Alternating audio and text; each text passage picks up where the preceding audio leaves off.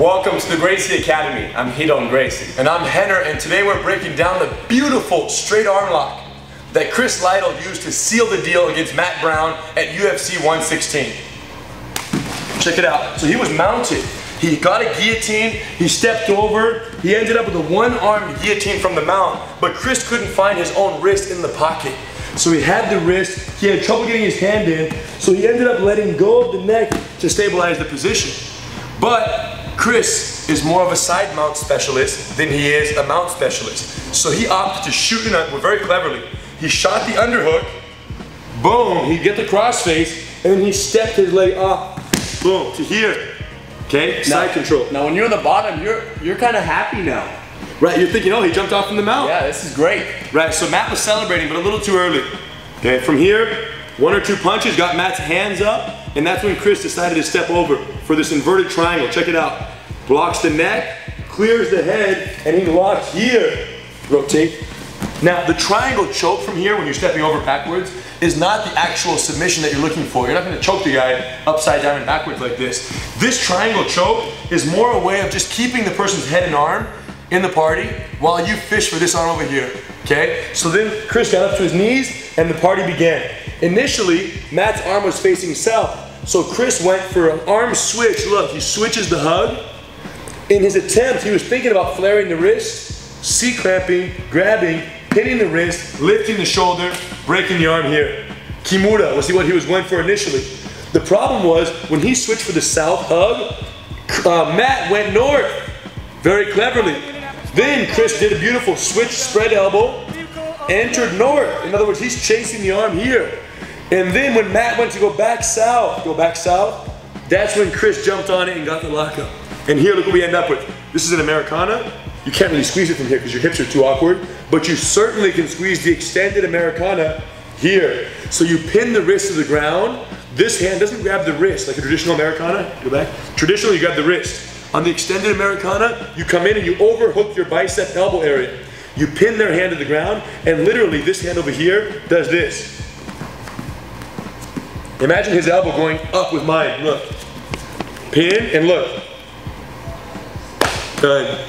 And you lean, you don't just use your arm. Look at my head, I lean. So my whole body is twisting north through the elbow joint. Incredibly effective. But what was most impressive was how Chris aborted the mount, knowing that his side mount submission sequence was so tight. Absolutely, nobody does that. Very, very cool.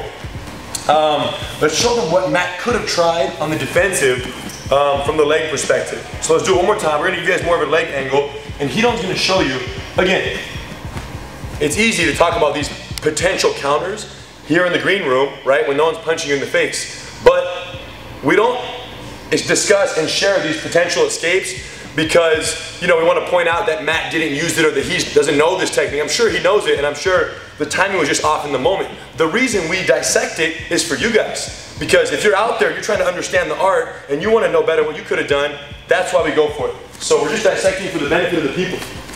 What Hidon would have tried in this situation, if I were stepping over his head, and he's done this to me many times. As I step over, watch what this arm does relative to my leg. Instead of staying up, watch what he does. Boom. Elbow tucks in, so it's not trapped out here.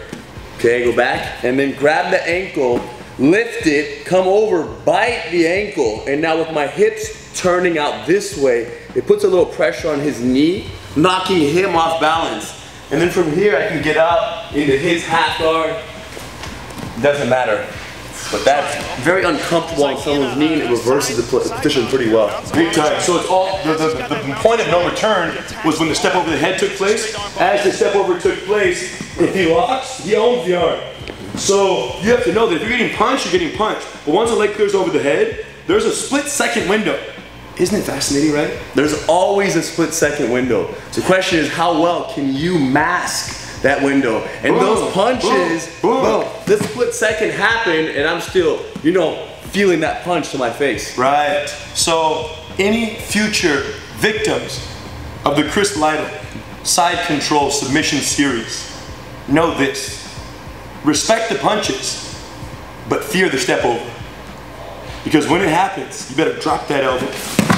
Yeah, bro. Cool. So, beautiful fight.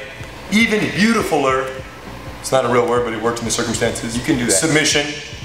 Chris, Matt, thank you guys for the fight. We learned a lot, and we hope you guys enjoyed the breakdown.